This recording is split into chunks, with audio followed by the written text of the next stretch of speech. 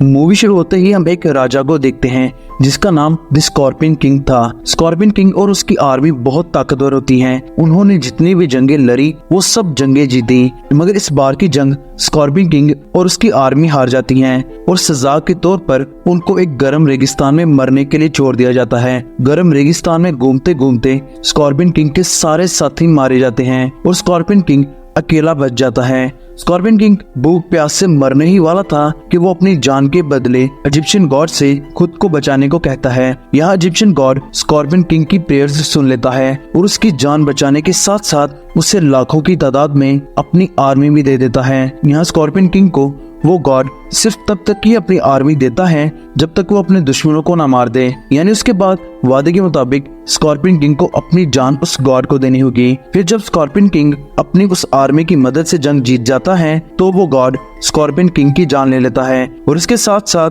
वो अपनी आर्मी को भी वापस ले लेता है। अब हमें कई हजार साल बाद का वक्त दिखाया जाता है। यहाँ हम देखते हैं कि ईवी और ओकॉनर ने पहले वाली मम्मी को मारने के बाद अब शादी कर ली थी और उन दोनों का एक बेटा भी था जिसका नाम जॉन था। ये लोग स्कॉर्पियन किंग पर सर्च कर रहे थे। यहाँ ईवी अपनी रिसर्च के दौरान एक सीक्रेट डोर को खोल देती है। डोर खुलने के बाद ईवी को एक बॉक्स मिलता है जिसे खोलने पर उसे एक ब्रेसलेट मिलता है और ये ब्रेसलेट स्कॉर्पियन किंग का ब्रेसलेट था। जब इजिप्शियन गॉड स्कॉर्पियन किंग की जान ले रहा था तो ये ब्रेसलेट उसकी कलाई से उतर गया था। खैर ईवी के बॉक्स खोलने के बाद उस जगह बहुत सारा पानी आ जाता है और वो दोनों किसी तरह अपनी जान बचा कर बाहर आ जाते हैं और फिर वो अगले सीन में घर आ जाते हैं। अब सीन शिफ्ट होता है और हम देखते हैं कि जिस जगह पिछली मूवी में वो इवल मम्मी यानी प्रीस्ट मरा था, वहाँ कुछ लोग उस मम्मी की बुक को ढूंढ रहे थे जिससे किसी भी इंसान को दोबारा जिंदा किया जा सकता था। खुदाई के दौरान उन्हें एक जगह पर मम्मी की डेड बॉडी भी मिलती है और इसके साथ साथ उन्हें वो डार्क मैजिक वाली बुक भी मिल जाती है। अब उस डेड बॉडी को देखने के लिए एक लड़की सामने आती है और ये लड़की कोई और नहीं बल्कि वही थी जो पिछली मूवी में उस मम्मी की लवर थी, यानी ये लड़की पिछले जन्म में फिरौन की वाइफ थी। दरअसल उस लड़की ने दोबारा जन्म लिया था और इसलिए वो उस मम्मी को ढूंढ रही थी। अब ये लोग स्कॉर्पियन किंग की आर्मी भी चाहते थे जो सिर्फ उसके ब्रेसलेट से ही मिल सकती थी, इसलिए ये लोग किसी तरह ये पता लगा लेते हैं कि वो ब्रेसलेट ईवी और ओकॉनर के पास है। दूसरी तरफ ईवी और ओकॉनर का बेटा जॉन उस बॉक्स के साथ खेल रहा था जिसमें स्कॉर्पियन किंग का ब्रेसलेट था। जॉन किसी तरह उस ब्रेसलेट को पहन लेता है। ब्रेसलेट पहनते ही उसे अपने सामने पिरामिड्स दिखाई देते हैं जिन्हें देखकर वो डर जाता है और इसी घबराहट में वो उस ब्रेसलेट को उतारने की कोशिश करने लगता है, मगर वो ब्रेसलेट अब उसकी कलाई के साथ अटैच हो गया था। जॉन जब ये देखता है कि वो ब्रेसलेट अब उतरने वाला नहीं तो वो उस ब्रेसलेट को अपने मॉम डैड से छुपाने के लिए अपनी कोट की स्लीव में डाल देता है। तभी थोड़ी देर बाद वो लोग जो मम्मी को जिंदा कर रहे थे ओकॉनर के घर उस ब्रेसलेट को लेने के लिए आ जाते हैं। तभी वहाँ पर वो आदमी आ जाता है जो उस मम्मी की बॉडी को गार्ड किया करता था। वो दोनों आपस में फाइट करने लगते हैं, मगर वो लोग बॉक्स के साथ साथ ईवी को किडनैप करके अपने साथ ले जाते हैं। ओकॉनर उनका पीछा करने लगता है, मगर वो गार्ड उसे एक तस्वीर दिखाकर कहता है कि मुझे पता है कि तुम्हारी बीवी कहाँ है, हम इनका फिलहाल मुकाबला नहीं कर सकते, हम बाद में उन पर हमला करेंगे। वो गार्ड कहता है कि उन्होंने ये बॉक्स इसलिए चोरी किया क्योंकि उन्हें स्कॉर्पियन किंग का ब्रेसलेट चाहिए था। ब्रेसलेट का सुनकर जॉन कहता है कि आप फिक्र न करें, वो ब्रेसलेट मेरे पास है। ब्रेसलेट को देखकर वो गार्ड कहता है कि ओकॉनर अब चूंकि तुम्हारे बेटे ने ये ब्रेसलेट पहन लिया है तो इसका मतलब ये है कि स्कॉर्पियन किंग 7 दिनों के अंदर अंदर जिंदा हो जाएगा और जो कोई भी स्कॉर्पियन किंग को मारेगा उसे उस इजिप्शियन गॉड की आर्मी भी मिल जाएगी जिसकी मदद से कोई भी इस दुनिया पर हुकूमत कर सकता है। और मुझे लगता है कि वो लोग भी इसलिए उस मम्मी को जिंदा कर रहे हैं कि वो स्कॉर्पियन किंग को मारकर इस दुनिया पर अपनी हुकूमत कायम करे। अब वो गार्ड ओकॉनर को उन लोगों तक पहुंचा देता है। हम देखते हैं कि वो लोग जो ही उस बॉक्स को खोलते हैं तो उन्हें वहाँ वो ब्रेसलेट नहीं मिलता, जिससे उन्हें बहुत गुस्सा आता है और इसी गुस्से की वजह से वो लोग अपने डार्क मैजिक वाली बुक का इस्तेमाल करके उस मम्मी को जिंदा कर देते हैं। मम्मी के जिंदा होते ही वो लड़की जो पिछले जन्म में उस मम्मी की लवर थी वो उसके सामने आकर उससे बात करती हैं। इसी दौरान ओकॉनर और उसके साथी वहां आकर उन सब लोगों पर फायर करते हैं। ओकॉनर किसी तरह ईवी को उनकी कैद से छुड़वा लेता है। मम्मी जब ओकॉनर को देखता है तो वो कुछ स्पेल्स पढ़कर अपने मम्मी सोल्जर्स को जिंदा कर लेता है जो ओकॉनर पर हमला कर देते हैं और कुछ देर फाइट करने के बाद वो लोग जॉन को फिर से किडनैप करके अपने साथ ले जाते हैं। अब अगले सीन में हम देखते हैं कि वो लोग एक ट्रेन में बैठकर स्कॉर्पियन किंग की जगह पर जा रहे थे। यहाँ मम्मी जॉन के पास आकर कहता है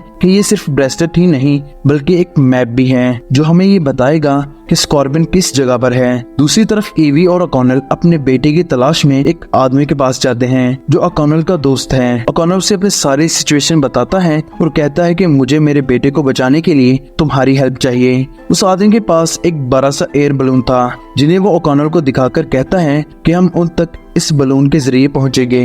अब ट्रेन में जॉन वॉशरूम का बहाना करके किसी तरह चलती ट्रेन को रोककर बाहर आ जाता है और वो वहां से भागने लगता है। थोड़ा आगे जाने पर वो ब्रेसलेट फिर से जॉन को कुछ विजन्स दिखाने लगता है जिसमें ये पता चलता है कि स्कॉर्पियन किंग को किस जगह जिंदा किया जा सकता है, मगर वो मम्मी जो अब तक इंसानी रूप में आ गया था वो यहाँ आकर जॉन को पकड़ लेता है। दूसरी तरफ ईवी को कुछ विजन्स आने लगते हैं जिसमें उसे पता चलता है कि वो पिछले जन्म में फिरौन की बेटी थी और उसके सामने ही उस प्रीस्ट ने और उसकी लवर यानी फिरौन की वाइफ ने फिरौन को मारा था। और शायद यही वजह थी कि ईवी इजिप्ट के बारे में बहुत कुछ जानती थी और इसलिए उसका इंटरेस्ट ऐसी चीजों में बहुत था।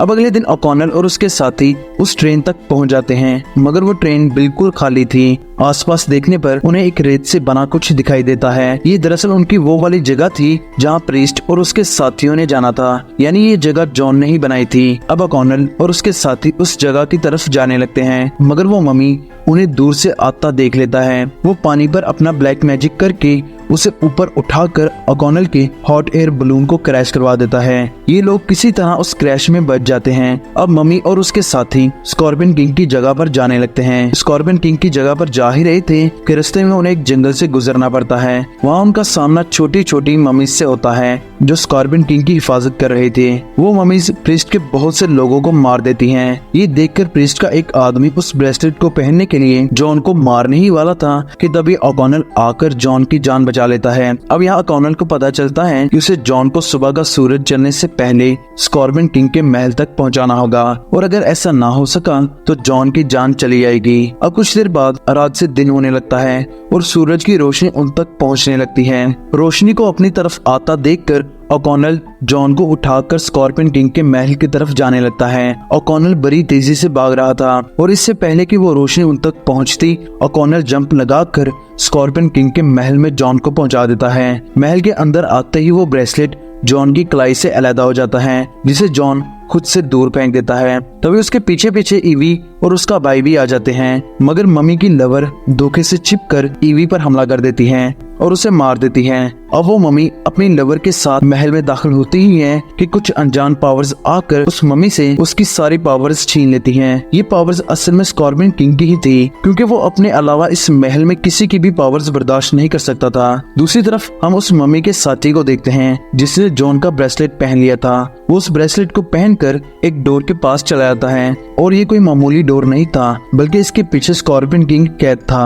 अब वो आदमी उस डोर में मौजूद एक सुराख के अंदर अपना हाथ डाल देता है जिसके बाद हम देखते हैं कि पिरामिड्स के ऊपर से एक बहुत बड़ा शैडो होता हुआ पिरामिड्स के अंदर चला जाता है। वहाँ उस मम्मी के गार्ड को भी देखते हैं जो अपनी आर्मी लेकर उस मम्मी से लड़ने आया था। फिर हम ईवी के भाई और उसके बेटे जॉन को देखते हैं जो ईवी के मरने की वजह से बहुत परेशान थे। यहाँ जॉन को आइडिया आता है कि वो उस मम्मी की डार्क मैजिक वाली बुक का इस्तेमाल करके अपनी मदर को जिंदा कर सकता है। इसलिए ईवी का भाई और जॉन उस बुक को लेने महल में चले जाते हैं। अंदर जाने पर प्रीस्ट की लवर ईवी के भाई पर हमला कर देती है मगर जॉन बड़ी चालाकी से उससे वो बुक चोरी कर लेता है। अब जॉन को उसकी मदर ने पुरानी लैंग्वेज यानी इजिप्शियन लैंग्वेज पढ़ना सिखाई थी इसलिए वो उस बुक को पढ़कर अपनी मॉम को जिंदा कर देता है। कुछ देर बाद जॉन की मॉम वहाँ आकर प्रीस्ट की लवर से फाइट करने लगती है। दूसरी तरफ वो प्रीस्ट स्कॉर्पियन किंग को अभी जिंदा करने ही वाला था कि वहाँ ओकॉनल आ जाता है और वो दोनों फाइट करने लगते हैं। फाइट के दौरान वहाँ एक दरवाजा खुलता है और उस दरवाजे से स्कॉर्पियन किंग आता है जो अब जिंदा हो चुका था। दरअसल जब प्रीस्ट के साथी ने उस डोर में अपना ब्रेसलेट वाला हाथ डाला था तो उस ब्रेसलेट की वजह से स्कॉर्पियन किंग जिंदा हो गया था। हम देखते हैं कि स्कॉर्पियन किंग की बॉडी अब कम्प्लीटली चेंज हो गई थी। वो दिखने में एक स्कॉर्पियन जैसा लग रहा था। अब चूंकि पिछले सीन में मम्मी की सारी पावर्स चली गई थी इसलिए प्रीस्ट स्कॉर्पियन किंग को देखकर भागने की कोशिश करता है। स्कॉर्पियन किंग उसका पीछा करके उसे मारने ही वाला था कि वो प्रीस्ट झुक जाता है और कहता है कि मेरे आका, मैं आपका गुलाम हूँ, मैं आपका कोई दुश्मन नहीं हूँ, बल्कि वो शख्स यानी ओकॉनल आपको मारना चाहता है। अब स्कॉर्पियन किंग ओकॉनल की तरफ बढ़ने लगता है। ओकॉनल स्कॉर्पियन किंग से पीछे हटने लगता है क्योंकि वो स्कॉर्पियन किंग को नहीं हरा सकता था। इसी दौरान ओकॉनल की नजर एक दीवार पर पड़ती है। दीवार पर लिखा था कि अगर स्कॉर्पियन किंग जाग जाए तो उसे सिर्फ एक मैजिकल नेजे से ही मारा जा सकता है, मगर ओकॉनल के पास वो मैजिकल नेजा नहीं था। थोड़ी देर बाद ईवी का भाई वहाँ पर आ जाता है और उसके पास वही नेजा था जो उसे उस महल में मिला था।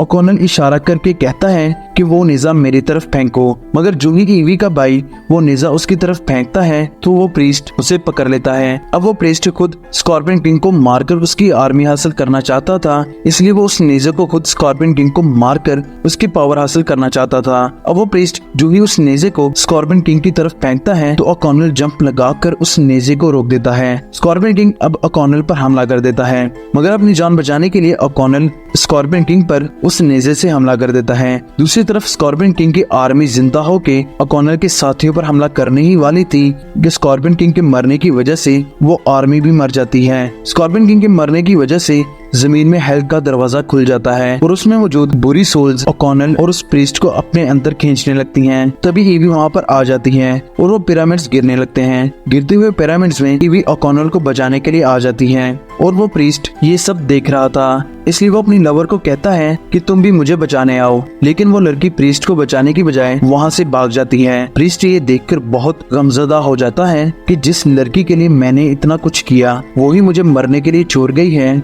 उसकी आंखों में आंसू आ जाते हैं और अपने इसी गम में वो खुद को हेल में फेंक देता है। दूसरी तरफ ओकॉनल और ईवी वहाँ से बाहर आ जाते हैं। यहाँ प्रीस्ट की लवर भी बाहर आ ही रही थी कि वो गलती से ऐसी जगह गिर जाती है जहाँ बहुत सारे कीड़े थे जो उसे जिंदा ही खा जाते हैं। अब ओकॉनल और उसकी फैमिली वहाँ से जान बचाते हुए पिरामिड्स के टॉप पर चले आते हैं, जहाँ ओकॉनल का दोस्त हॉट एयर बलून लेकर आ जाता है जिसे उसने ठीक कर दिया था। वो सब उस बलून में बैठ जाते हैं, मगर ईवी का भाई उस बलून से गिरते गिरते नीचे लटक जाता है। ऐसे लटके हुए उसकी नजर पिरामिड के टॉप पर एक बड़े से डायमंड पर पड़ती है, जिससे वो उठा लेता है और वो लोग वहाँ से जाने लगते हैं। जाते हुए वो गार्ड उन सबको अपना सलाम पेश करता है, क्योंकि उन्होंने फिर से पूरी दुनिया को बचा लिया था। और इसी के साथ साथ ये मूवी यहीं पर खत्म हो जाती है। दोस्तों, अगर आपको ये मूवी की एक्सप्लेनेशन अच्छी लगी हो तो इस वीडियो को लाइक जरूर करना और ऐसे ही मजेदार मूवीज की एक्सप्लेनेशन देखने के लिए चैनल को जरूर सब्सक्राइब करना।